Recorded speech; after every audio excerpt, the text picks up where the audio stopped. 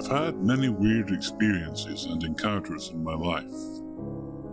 I read these stories all the time, from brave people who've shared, so I decided to share one of mine. This is my first Reddit post here, so here goes. I grew up in an affluent neighborhood about 45 minutes away from a major city in the US. My neighborhood was a total bedroom community, around 4,000 people, which means virtually no crime, aside from stupid rich tart kids driving around hitting mailboxes with a baseball bat. I had much more sense early on because both of my parents worked hard and taught me the value of doing the same, along with other virtues like respect and just generally not being a total clown shoes asshole to people. Anyway, for reference, this event happened when I was 12 in the late 90s. I'm a girl, and though I've since grown about 4 inches, I was about 5'2" and probably barely 100 pounds. I've always been very athletic, playing multiple sports from the time I was even mildly conscious, because I have a good number of high-level athletes in my family, including my dad.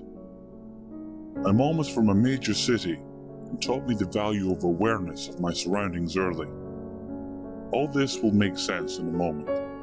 She always told me to have my keys to our house out and in my hand as soon as I got off the school bus to walk down my street home, though I never knew why. I'm so glad she always stressed this because I'm pretty certain it saved my life. So one day, as I say bye to my friends and hop off the bus to take the short walk down to my house, my street curves in a half circle, which makes it difficult to see around the curve. So basically, you can only see a bit in front of you as you walk. It's the least creepy street ever. Neighbors all around you with a comfortable distance between houses. As I'm mindlessly walking around my curving street, I get a funny feeling that makes me turn around and look behind me, just as the crossing street is going out of my view. I see a man walking down the street that mine makes a T-shape with, the one I was dropped off on. Weird. I think, as I've never seen him before, and not to say we know everyone, but what struck me was that he wasn't really dressed like people did around here. He was dressed fine, in jeans and a polo, both of which were way too big. I shrugged and kept walking, but something was really bothering me about this guy. I was about to walk by my next door neighbor's house, still pondering what was making me feel scared, when I looked back again. I figured I'd have to walk out into the street a bit to see where he went, but no. I had walked a fair distance, but this guy was suddenly no more than 10 feet from me. You always think in situations like this you'd scream or something, but my breath caught in my throat. I couldn't fathom how he'd gotten so close, that fast. And his wide-eyed, hyper-focused stare threw daggers into my stomach. I knew I was in big trouble. Not wanting to find out what the fuck he wanted, who he was, or why he was gaining on me, I went directly into flight mode. Knowing my house was about 100 yards away, I noped hard. I took off running across my driveway and realized he was running after me because I heard his feet on the asphalt, then on my driveway. I know he was close because I ran track, but I didn't waste time looking back. Realizing my backpack, which probably weighed half of what I did, was slowing me down, I threw my arms back, holding my keys in a death grip. I knew I could outrun him if I weren't so heavy, and my backpack slipped off. I was able to gain distance on him, and I don't know if it was panic or adrenaline, whatever. but my front door keyhole became huge in my eyesight as I jammed my key in and got inside. I slammed my big-ass oak door so hard that it recoiled, and half thinking about what could happen if he got in my empty house, I slammed it closed and locked it. I stood there for a second, just wide-eyed and confused, until I realized I should look out the peephole. When I did, it was pitch black. More confusion. It was 3 p.m. I stood looking and started to shake uncontrollably. And that's when I saw why it was black. Light started coming through as I saw this fucking creep's eye, and then him backing away from my door, having tried to look in. He was that close to me. He stood there for a moment, eyeballing my door and house, probably looking for another way in. Then he started turning around on my porch to face the street, cursing under his breath. I could see him mouthing it. I couldn't hear, partially I'm sure because I was in total shock. Then he raises the creep factor to new heights. He skip walks off my porch, across my giant lawn to the street, in the same direction we had been running, and raises his hand in the air. From behind my very tall pine trees on the right side of my vantage point, I see a white, windowless van pull up in front, and he hops in. I can't see the driver because of the tinted windows in front, but they sat there, and I swear, I could feel them looking at my door, maybe figuring out what to do next. I'm shaking writing this now. They drove off and I slumped to the floor, shaking and freaking out so hard, I legitimately had to crawl to my kitchen. I hid. I called my mom who, despite working all the way downtown in the city, made the 45-minute drive home in 15. She drove around ready to pull their spines out because, although she's the kindest person I've ever known, she will kick your ass, or worse if you mess with me.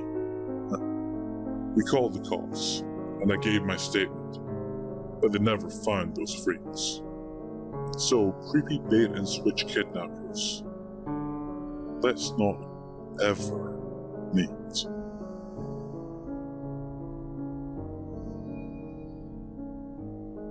Hi everyone. I'm just getting right to the story.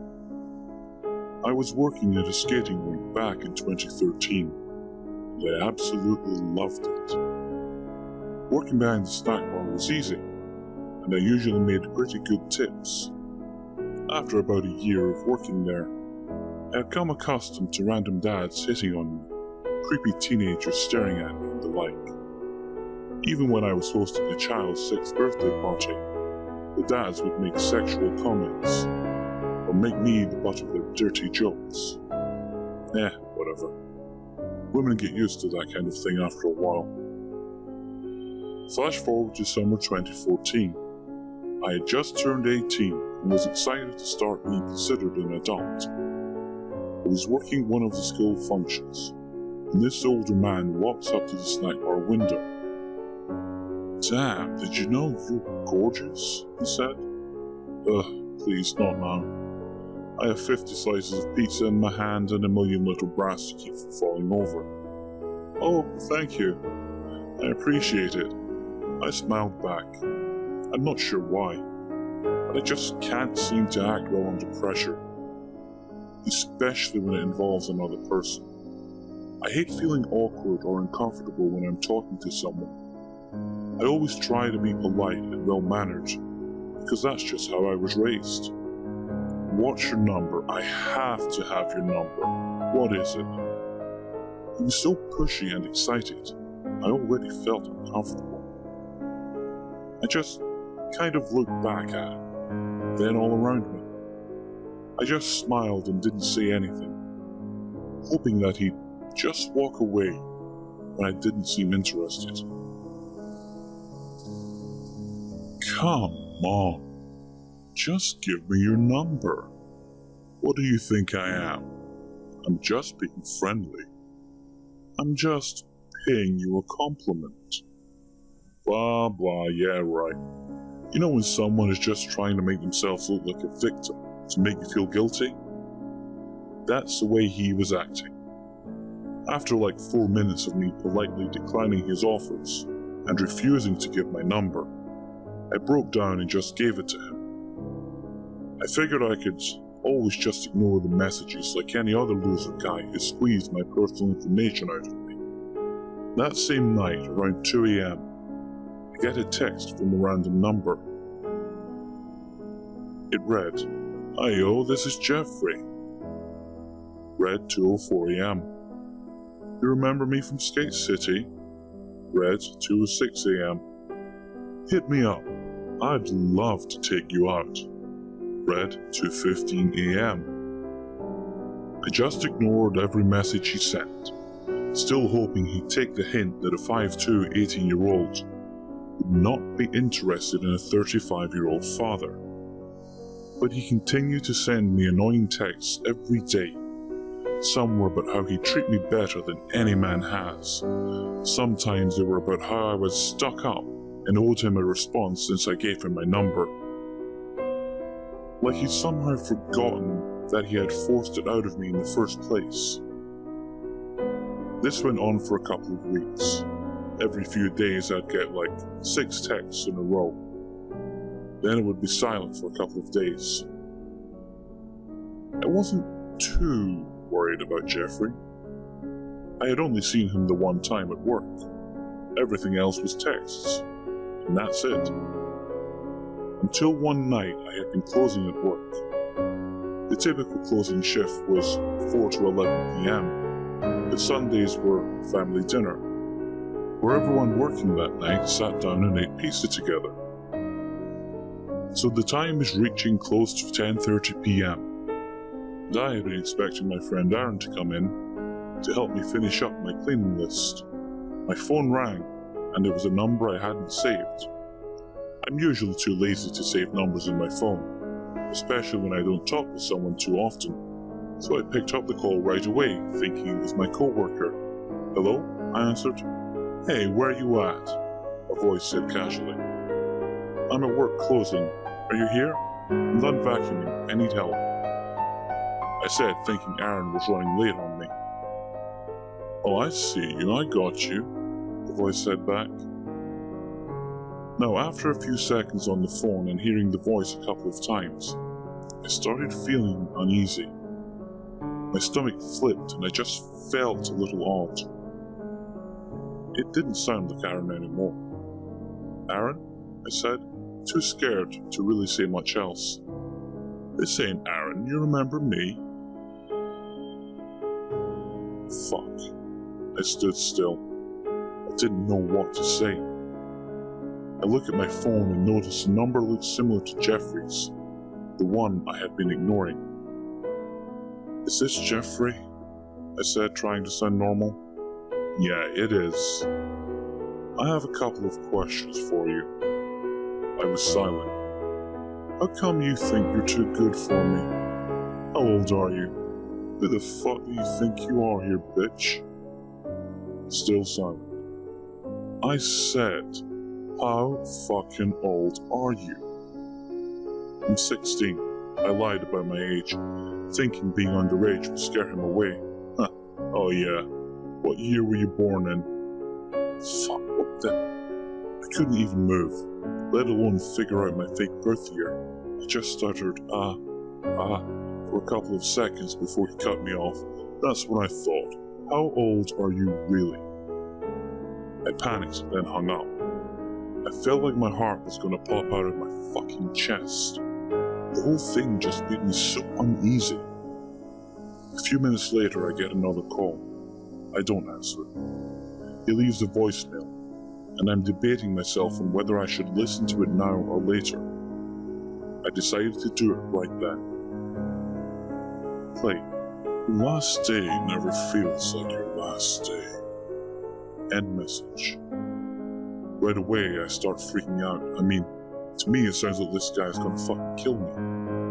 I go to call my dad, and boom, my phone goes dead. Now I'm really losing my shit. Jeffrey only knows a few things about me at this point. I work at a skate rink. I'm closing tonight. I'm not really 16. The worst scenarios are running through my head as I'm trying to get a hold of my dad. Finally, he picks up and agrees to take me home. We decide to leave my car there just in case. My dad said if someone were to be waiting for me, they could watch me get into my car and follow me home. When he pulls up to the building, I run to the passenger side door and hop in. Now, being an employee, I'm sure a lot of you have the employee parking. Well, ours was around the corner of the building, next to an empty wooded area, and a little stream. So it's very dark at night due to the lack of lighting. As we pull out of the parking lot, my dad and I both look towards my car. Up against the building was a tall, dark-clothed guy, just adjacent of my car. I start freaking out and my dad calls the cops, explaining everything that had happened. Luckily, our friend Wes is a cop, and he happened to be one of the cars that pulled up to the scene. We just kept driving home, hoping the cops would take care of it, and my car would be safe. We got home that night, and I plugged in my phone. A text came from Jeffrey's number. I'll have to wait then. The next day, Wes calls my dad.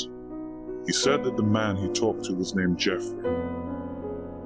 Can't share his real name, obviously. He said that they went up and talked to him, saying there was a call for suspicious behavior. He told them he was just waiting for his girlfriend. Wes told Jeffrey that he was aware that he was harassing me, and that was my car he was lingering in front of. He asked Jeffrey about the voicemail, and told him that the PD could consider it a threat. Jeffrey said something like, "That's just my motto," some dumb shit like that. Wes told Jeffrey that contacting me in any way would be considered harassment, and that he would be taken to jail if he tried to see or speak with me in any form. I never heard from Jeffrey again after that, but I'm not complaining.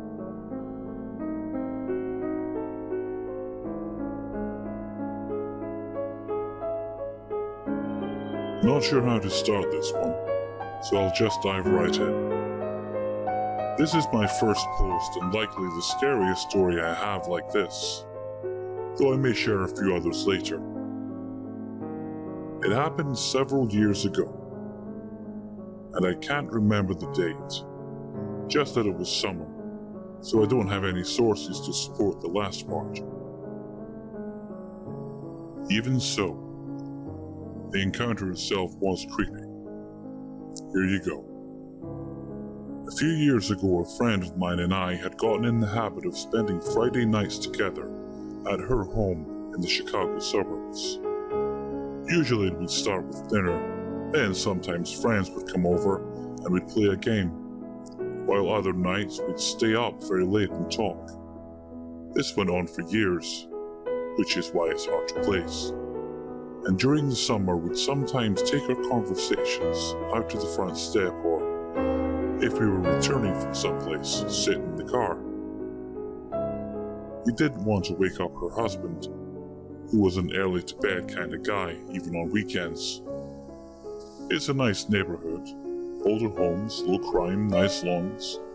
You know the kind of place. Anyway, one summer we were in the car, chatting with the windows open. It's pretty late. Likely going on about 2:30 a.m. at this point. But it was a nice night and we were still awake. Now there are a few bars and restaurants a few blocks away, so close that there is rarely much foot traffic. Just the occasional neighbor walking a dog. Plus it's a side street, so very few cars driving past. Once or twice we see a cop drive by, but it doesn't really stand out until later. That said, we were sitting in the front seat when we see two men walking down the middle of the road. We both notice it, and one of us says something, laughing, because the two are walking pretty close together, bumping into each other, etc. They have all the appearance of two drunk locals, slightly wavering from one side to the other. We watch for a second because we know from window watching at my place in the city that drunks provide some good entertainment. They make it to the top of the block we're parked on. My friend's house has a long backyard, and her neighbour's car is parked on the street in front of it. So they're about 3 house lengths down from us when one of the guys sways into the neighbour's car and smashes the window. Well, shit. Now we're watching. It could totally be an accident, right? Nope, he's definitely carrying something. Maybe a crowbar, but it's dark and the streetlights don't help the shadows from the trees. He reaches into the car. I pick up my cell phone. That's when they notice us. But my friend and I are oddly calm. We roll up our windows and lock our doors. She picks up her phone now. I drop mine, tell her to dial 911 while I start up the car. I have no idea if these men might jump in front of my car or hit my vehicle or something, so I'm not about to race out of there. We're still far enough away that we might not have seen anything. The pair gets closer, and they've given up on the drunk act too. They gravitate to the side of the road where we're parked. We look in other directions so as to appear that we haven't even seen them. My friend talks to the cops. There's a squad car not too far away. They walk right past my car, like 2 feet away. One of the guys peers inside my driver's side window as he passes us, practically begging us to make eye contact. The car is in the drive, but my foot is on the brake. I'm ready to peel out of there if I have to. But something tells me that playing dumb is still the better move. I turn to my friend as if I'm casually saying something, so that I can appear that I am still not looking. They walk past us, get behind the car, then break into a run. I watch them in my rearview mirror, scared as hell, but still weirdly calm. We stay in the car and wait for the police to show up in a very, very short time. They ask us what direction the men went, nothing else. They don't even ask about the neighbour's car. They sped off but with no lights on. We're shaken, so we head inside. The next day after I've got home, my friend calls to tell me this. A short time after I left, another neighbour stopped by. Apparently they were monitoring their CB sometime that night, or in the morning, and heard that the police were looking for 2 suspects who reportedly burglarized several houses in the area, all over the past few weeks. The incidents occurred at all times of the day and night, including one event that happened in daylight, while the homeowners were inside. The family was held at gunpoint, tied up, the whole 9 yards. I vaguely remember that possibly one of the people was beaten, but no one was shot or killed. Hardly news in a Chicago suburb, but a little shocking for this hood. So of course these men were considered armed and violent, and apparently they were sighted in that same area the night before. While we don't know if the 2 guys who broke the window were the same dudes who packed guns and robbed others, we're fairly certain it's a good thing we didn't make eye contact with them that night. Every time we talk about that incident, both of us are a little shocked at how calm we were, and relieved that our instincts kept us safe. Hey, fake drunk potential robbery guys, let's not meet, okay?